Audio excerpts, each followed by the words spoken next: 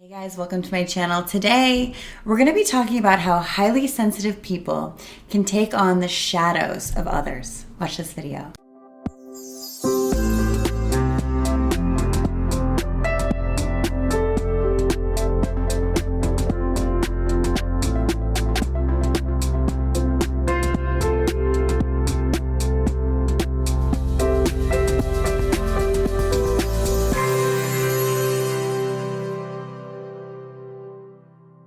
Hey guys, welcome to my channel. If you're new, please click the little subscribe button and the bell to receive new videos when I release them. And if you've been with me for a while, thank you so much and welcome back. Today, we're going to be talking about how highly sensitive people oftentimes take on the shadow of the other person and they don't even know it. I was going through the notes in one of my sessions this week, and it was so profound because we were talking about how we take on the shadow of people who haven't healed it because we don't want to feel the pain of their wounding. This is just something that dropped into me when I was chatting with my client, and I thought about how many times that actually happens and we have no idea.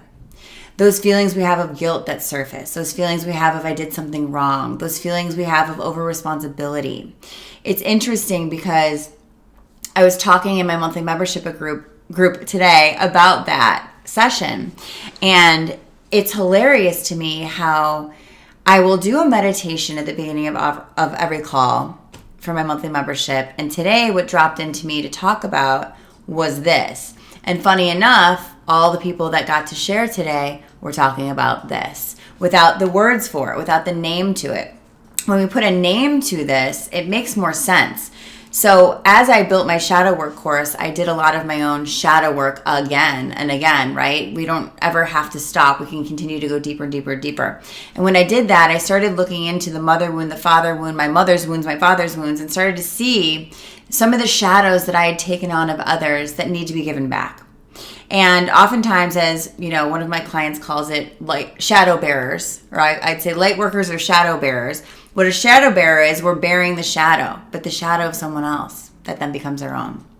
And so oftentimes we do that, where we take on these shadows of others and we don't really know it. But what we do know is it feels really bad.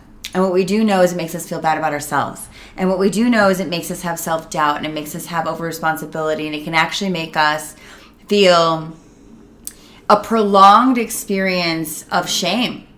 And so I want to break this down for us, because if you're one of these people who, let's say, you've been in a situation, whether it's with a partner, a stranger, a parent, it doesn't matter. You've been in a situation where someone has made you feel like you did something wrong. I want you to look at the person who said that. You know, in one aspect, I have this example of this man who happened to be a family member of this person that I know. And this family member was shaming her when she was really, really young and making her feel like she was embarrassing her, making her feel like she did something wrong. She was in a very vulnerable position, and she was about 6 or 7 years old, and this family member was basically telling her that she was terrible for doing what she was doing. She didn't even know what she was doing wrong. I think she was doing nothing wrong. She was in a room playing, doing something, making a mess, and he made her feel this shame. And so we were talking about that recently, and I said, okay, let's heal the memory. She's like, yeah, I know. How do I do that? And I said, she goes, really, the problem is that I still get that trigger, okay? This is when you know you have an unresolved issue. You have a pattern that is unresolved that gets re-triggered when a similar thing happens. So recently, something similar happened where a stranger now had made her feel embarrassed, shamed, all those things. And I asked her, I said, well, did you know where that came from? She goes, no, but I felt back to that energy. And I said, well, it comes from the original wound with the family member. And it will always come up until we get to the truth of what really happened. So what we did, and this is what you can all do, is we walked back into the past with the feeling. We got the feeling of the recent trigger. We walked back into the past, and I said, now with your adult eyes, now that you're 36, look at the 6-year-old, look at that family member, and I want you to see what you would have done in that situation. She's like, oh my God, I would have said, I know you didn't do anything wrong. You didn't mean anything. I said, I know. That's because that's you. Now what I want you to do is look at that family member and look who he is regardless of you. How has he lived his life? I'm going to guess probably not so great. She said, well, actually, he was an alcoholic and a bunch of other things. He ended up passing away. I said, interesting. No shame on that, but the reality is he wasn't probably in his right mind. We can maybe see that now. We can maybe see that it wasn't you. It was that he maybe was drunk, or he maybe was dealing with some wounds that he uses alcohol to numb. Or maybe you can see how his life played out after that. You can see how he had some issues where he wasn't probably the most upstanding human. And she said, I don't like anything about him, actually, and I would never want to be associated with him. And I said, interesting. So someone who you look at as someone I'd never want to be associated with still has this power over your sense of self. Isn't that interesting? And she says, yes, intellectually crazy, but physically, ouch, it hurts. It's a thing. I said, great. So now I want us to go back into that space again with 6-year-old and see from the 6-year-old eyes, him drinking, him doing harsh things in the world, him doing all these things. Would you still feel that his opinion and what he's telling you was law? And she said, yes. And I said, I'll tell you why. For all of you. Because when we're 6 years old, the adults who take care of our lives have to be right. Therefore, we have to be wrong. We don't judge them. We're unconditional as children. So we don't care if he's an alcoholic and he does all of these things in his life that aren't living really in alignment with his own integrity, perhaps. We don't care. We don't think about that. We need you to be number one so we feel safe. So we must be wrong. Can we upgrade that?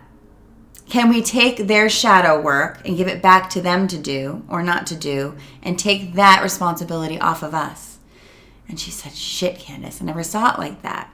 Of course you can't, because you can't do your own upgrades sometimes. You need a little help. So then what we did is we went back into that 6-year-old and we were present with the 6-year-old and told the 6-year-old what's going to happen when she's 36 and what she's going to see.